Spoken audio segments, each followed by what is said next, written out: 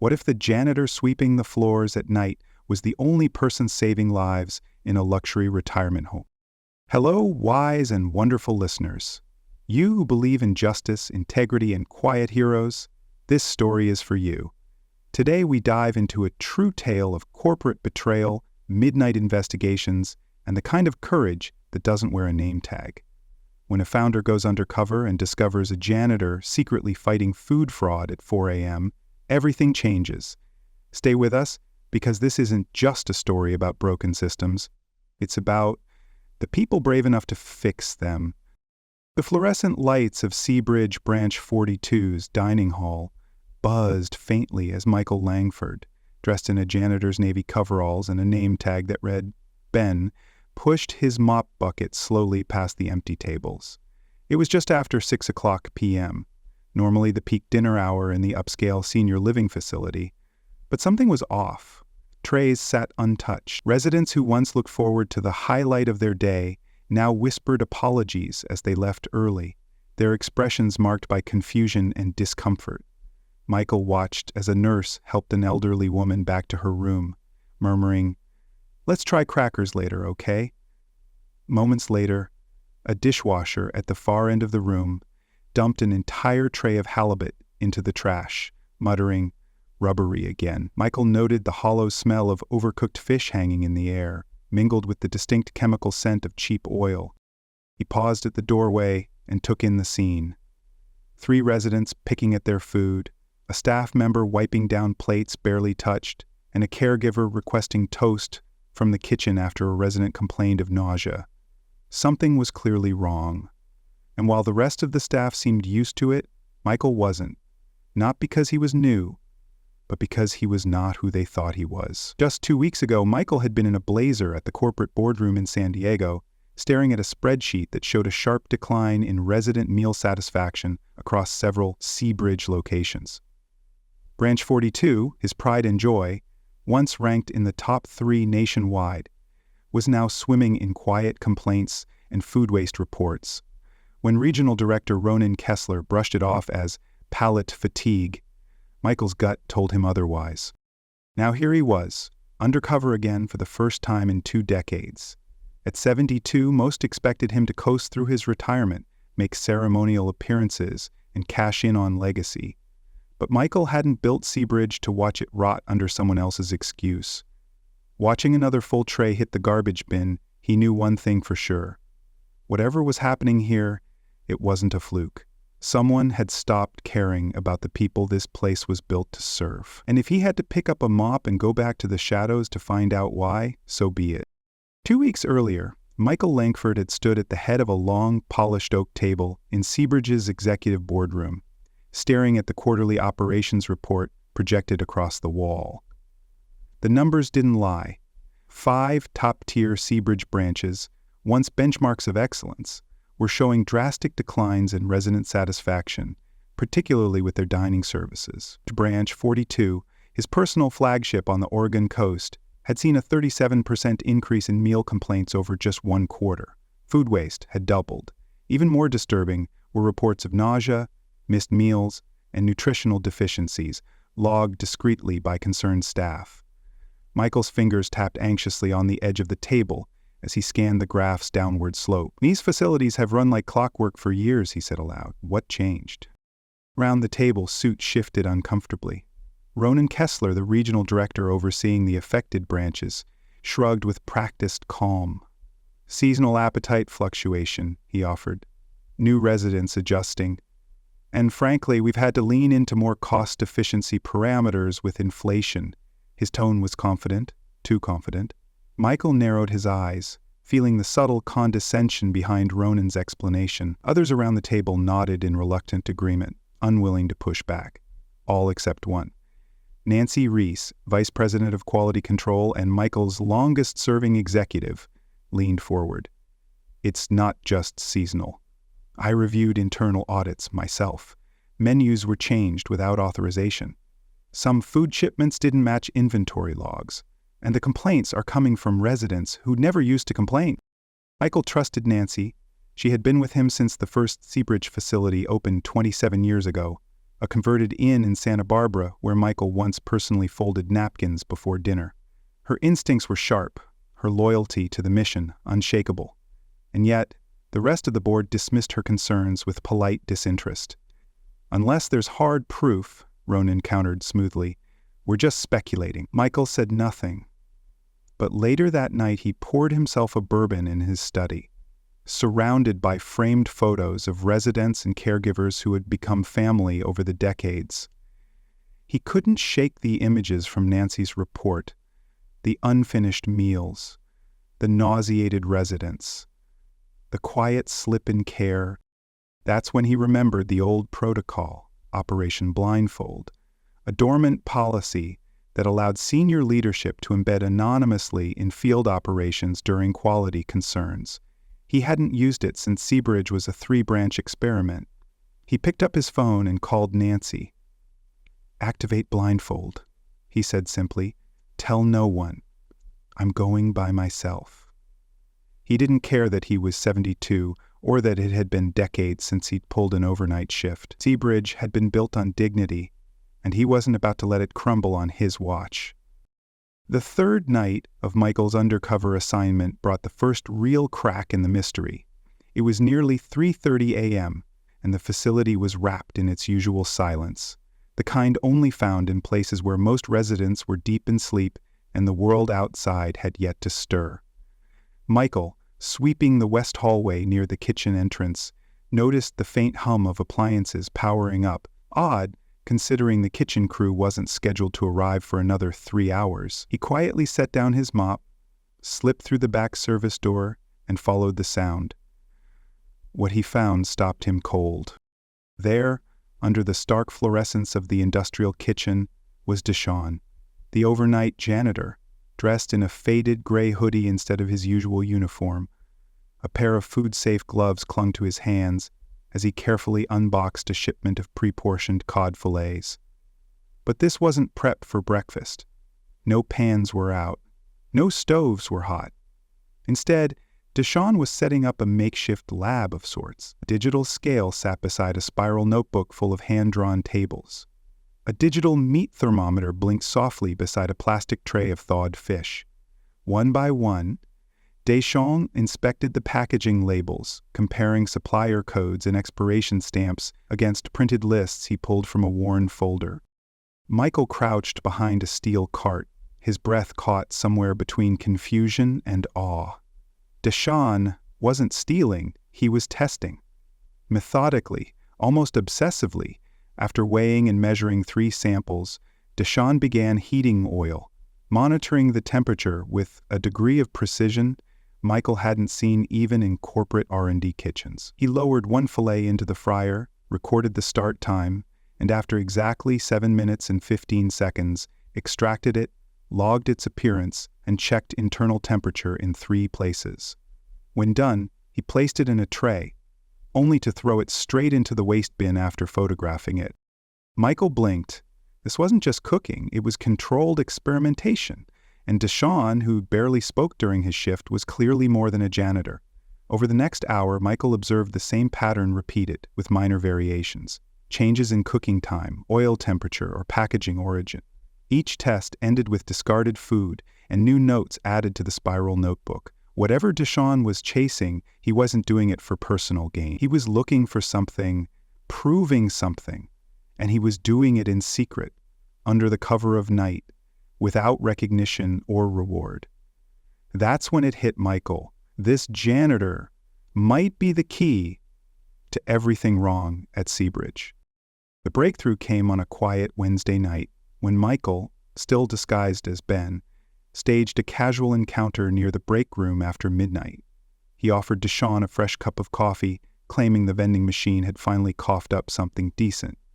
Deshawn, clearly exhausted from his rounds and unaware of who he was truly speaking to, accepted it with a nod of gratitude. They sat on opposite ends of a metal bench outside the staff entrance, the distant sound of ocean waves barely audible through the chilly air. Michael took a chance. "You work hard, Deshawn. Seems like you care more than most." The younger man glanced sideways, his eyes wary but not hostile. "Some habits are hard to break," he murmured, then went quiet again. But something shifted in him after a long pause, as if he'd been holding his breath for years and finally let it out. "I used to be a licensed dietitian," Deshaun said softly, staring down at his hands. "Worked in a smaller senior facility upstate. Thought I was doing good, making menus, checking suppliers, keeping people healthy." Michael said nothing, just listened. "Then one winter we got a bad batch of poultry. I flagged it, told the administrator not to serve it. She ignored me. Residents got sick. One died," his voice faltered. "They needed a scapegoat. I had no union, no savings, no leverage. They took my license, my name." He pulled out a folded sheet of paper from his back pocket, a yellowed copy of a state nutrition board letter with the words "revoked" due to negligence stamped in bold red. "I fought it, but no one wanted to hear it. After that, I couldn't get work anywhere in food service. So I took what I could, cleaning jobs, night shifts. Ended up here." Deshaun's expression tightened. Thought maybe I could just forget it, but then I started seeing it again. Wrong shipments, rubber fish, sodium levels off, the same signs, and no one is listening again. Michael felt the words settle heavily between them. Deshaun wasn't just diligent. He was haunted. Haunted by a system that chewed up good people and buried their warnings beneath red tape and silence. "So you started testing it all yourself," Michael said, quietly affirming what he now knew. Deshaun nodded.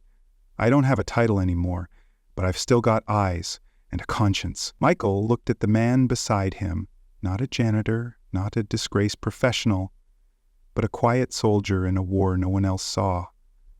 And he knew then, Deshaun wasn't trying to prove something to Seabridge. He was trying to redeem himself for the world that broke him.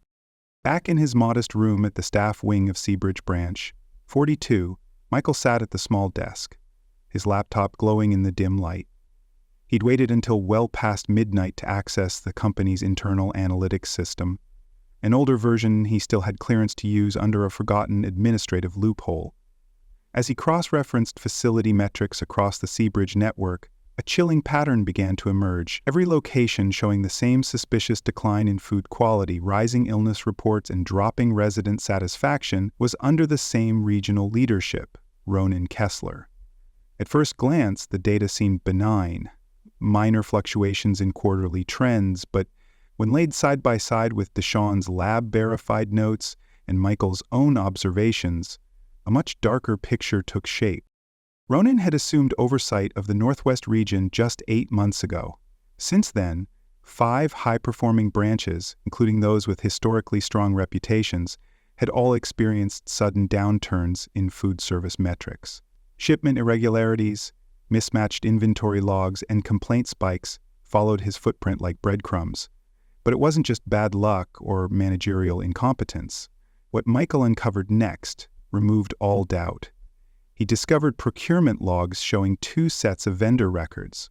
One, official, pre-approved list of suppliers used across the company, and another, hidden in a temporary testing folder, filled with unknown vendors and off-brand food providers, all of them tied to branches under Ronan's purview.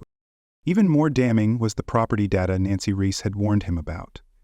All 5 affected locations sat on Seabridge-owned land in prime coastal zones, properties whose values had nearly doubled in the past 2 years. Unlike other branches that leased space, these facilities were owned outright by Seabridge. If they failed, corporations could justify closures, liquidate the properties, and sell them to eager developers or competing senior care chains. That realization hit Michael like a punch to the gut. This wasn't just about cutting corners. It was calculated sabotage designed to ruin specific branches for real estate gain. And Ronan Kessler, with his charismatic boardroom confidence and slick excuses, was at the center of it all. Michael leaned back in his chair, heart heavy. The decay wasn't just in the freezers or on the plates. It had seeped into the executive ranks.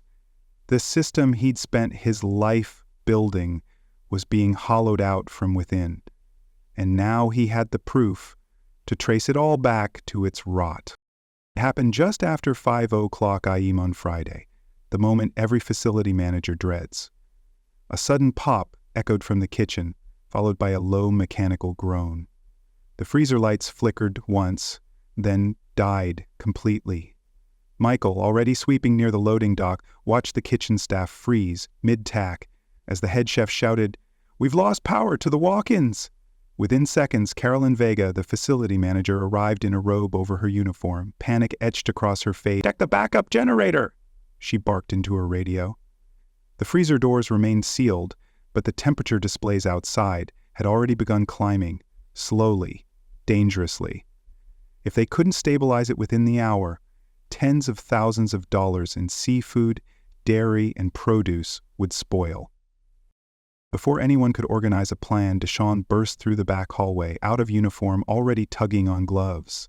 "Compressor shot," he muttered after a quick inspection. "We've got 60 minutes, maybe." With the swiftness of someone who'd done this before, he began issuing orders, overriding hierarchy without hesitation. "Start with the Atlantic cuts. Those go first. Then shellfish, then dairy. Move everything to the backup coolers and receiving B. Ben." He pointed at Michael. "Grab ice bins from the dining wing. We'll reinforce the mobile freezers." For a moment, Carolyn looked offended at being sidelined, but seeing the crew already moving into action, she stepped back. Michael joined the human chain of employees, forming a rough line from the failing walk-in to the cooler units out back. The urgency was palpable. Sweat rolled down foreheads, trays clattered, and voices barked updates across the kitchen. Amid the chaos, Michael noticed Deshawn inspecting each box of seafood as it passed through his hands. He paused on a crate of cod, frowning deeply. "This shouldn't be here," he muttered, tilting the package to show Michael. The seal had been tampered with, re-glued poorly, and the expiration stamp was off-center. Deshawn opened the box, revealing smaller, duller cuts than usual. "This is bargain bin stuff," he said under his breath, "and it's labeled as our premium supply." Michael's stomach turned. This was the first time the supply issue had revealed itself so clearly in the light of day. "How many of these have you seen?" he asked. Deshawn didn't answer directly. He just held up 3 fingers, then tossed the box aside. "They're not just delivering the wrong fish," he said grimly. "They're lying about what it is, and hoping we won't notice." As the crew continued the rescue effort, Michael knew this wasn't just a food safety crisis. It was the moment the truth started bubbling to the surface. The storm had rolled in by evening, draping the coast in sheets of rain and dimming the skies to a moody charcoal gray. Inside Seabridge Branch 42, only a handful of residents remained in the common areas, sipping tea or reading by the fire. Michael waited near the back staff exit, a manila folder tucked beneath his arm, and his heart pounding harder than it had in years. Deshawn stepped out for his usual break, his hoodie pulled up against the wind, oblivious to the moment about to change everything. "Got a minute?" Michael asked. Deshawn nodded wearily, pulling out a protein bar from his pocket. They leaned against the loading dock wall, the soft patter of rain providing the only soundtrack. Michael handed him the folder silently. Deshawn opened it cautiously. Inside were photographs of tampered shipment seals, screenshots of falsified invoices, and a report from a private investigator linking the fake vendors to shell corporations. But what caught Deshawn's attention most were the internal memos, documents he couldn't have accessed. Where did you get all this?" he asked, eyes narrowing. Michael met his gaze, his voice low. "Because I'm not, Ben. My name is Michael Langford. I founded Seabridge." Deshawn blinked as if he hadn't heard correctly. "What?" he breathed. "You've been this whole time?" "Watching, listening, learning," Michael said softly. "I saw you in that kitchen, saw the tests, the notebook, and I believed you." Deshawn took a shaky step back, his mind visibly racing. "So, this wasn't a setup?" "No," Michael replied. "This is a rescue." Deshawn sat heavily on a nearby crate, absorbing the revelation. "I thought you were just another guy with too much time and not enough sleep," he muttered. "Turns out you were the one person who could have actually done something." Michael smiled faintly.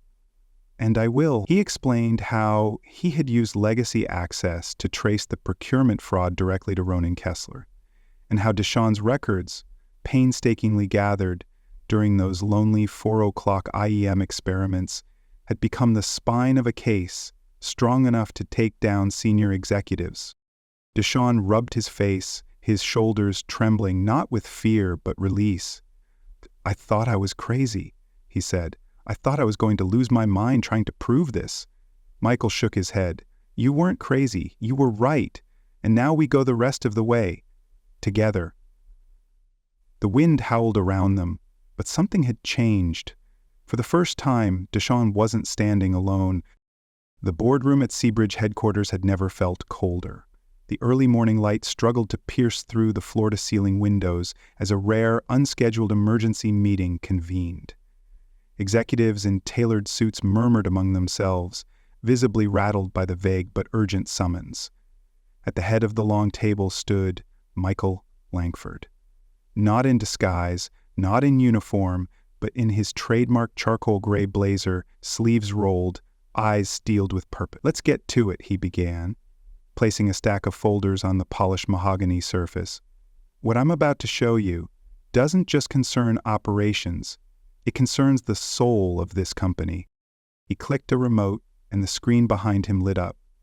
Slide after slide displayed Deshawn's midnight photographs of tampered labels, side-by-side comparisons of authentic versus forged shipment manifests, and lab reports indicating nutritional discrepancies in the food served across 5 Seabridge branches. Audible gasps echoed as the room processed what they were seeing. Then came the final nail: internal procurement approvals with Ronan Kessler's signature authorizing non-vetted suppliers under the guise of cost reduction trials. The pattern was undeniable and criminal. Nancy Reese, seated near Michael, added weight to the revelations. Each of these vendors is linked through shell companies operating under a Cayman Islands entity called Blue Coast Holdings. Multiple wire transfers from Blue Coast were made to accounts connected to Ronan. The room fell silent. The CFO leaned forward, whispering to his assistant, while the head of legal paled as she scanned one of the reports. And then came the blow no one saw coming. A young data analyst, whom Michael had privately briefed, projected a final document onto the screen.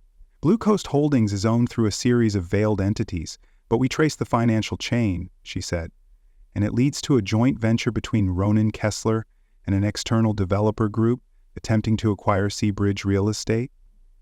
Every board member turned to stare at Ronan's empty seat. He had been able to attend the meeting. Michael smiled grimly. "That's because he's being questioned by federal investigators as we speak." The silence gave way to controlled chaos. Phones vibrated. Legal counsel requested a recess. The COO demanded internal audits of every branch Ronan had ever touched. But Michael raised a hand. "One more thing," he said, locking eyes with each of them. "While you were busy chasing profit margins, a janitor saved your company." He tossed Deshawn's spiral-bound notebook onto the table. "You did what none of us had the courage to. And from this moment forward, Seabridge answers not just to its shareholders, but to its residents." The fallout from the boardroom exposé rippled through Seabridge with historic speed. Within 72 hours, Ronan Kessler was placed under federal investigation for procurement fraud, embezzlement, and conspiracy to defraud a healthcare organization. Several mid-level executives linked to the forged supplier contracts were placed on administrative leave pending internal review. But what truly marked the shift in Seabridge's culture wasn't who left. It was who stayed and who stepped up. In the next executive meeting, Michael Langford formally announced the creation of a new department, Resident Wellness Integrity, and he appointed Deshawn Cole, former janitor, former dietitian, as its first ever director. The announcement stunned many at headquarters. A man with no official degree anymore, no title, and no corporate polish was suddenly occupying a role that had never existed before. But Michael didn't care about optics. He cared about outcomes. Deshawn didn't just protect lives, Michael said during the press conference. He exposed systemic rot, rebuilt trust, and reminded us what this company was founded for: care first, always. Behind him, Deshaun stood nervously in a clean slate blue blazer, holding his infamous spiral notebook like a badge of honor. New policies rolled out within weeks. A blockchain-verified supply chain was implemented to track every delivery down to the source, eliminating the possibility of tampering.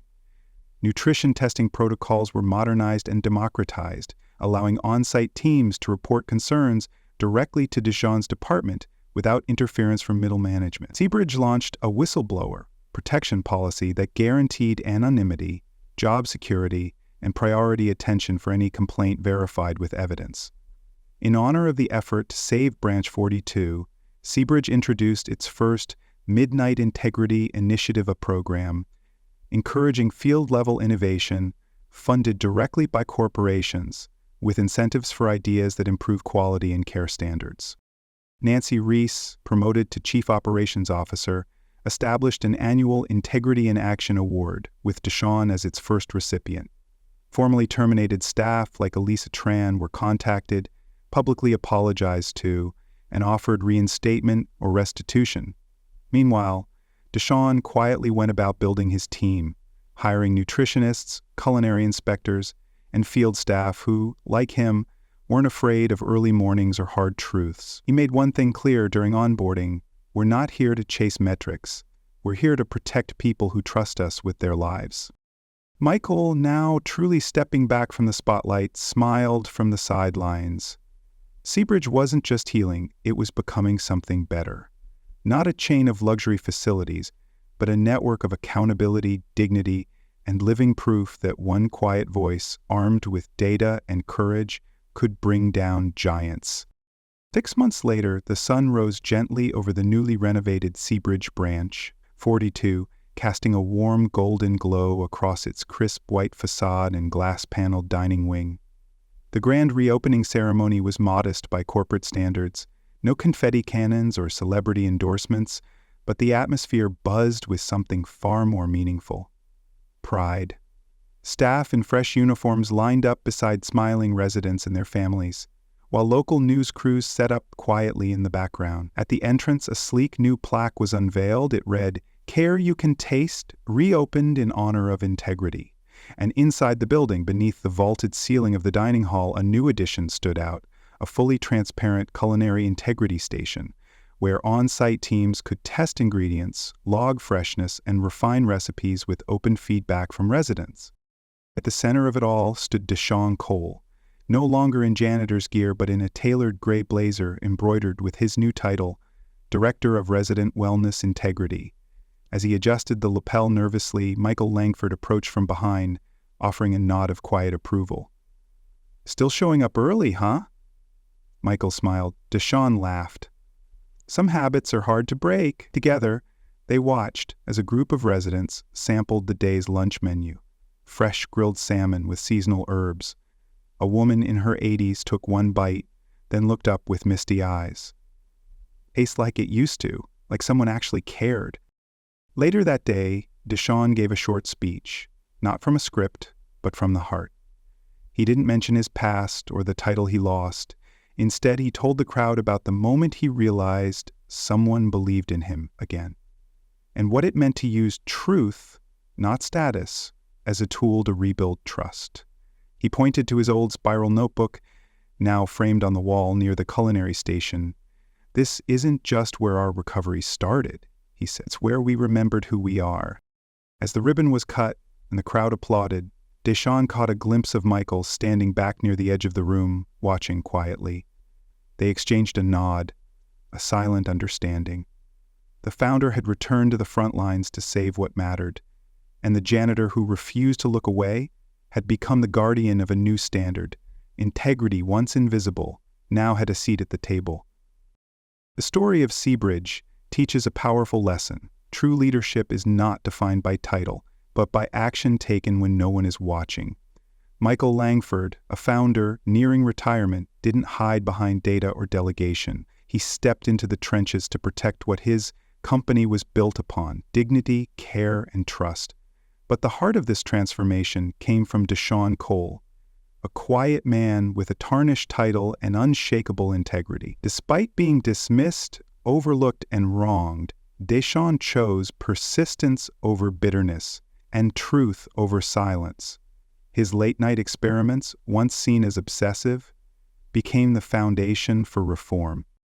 The story also reveals how corruption often hides behind polished suits and clever numbers, but it can't stand against evidence, courage, and moral clarity.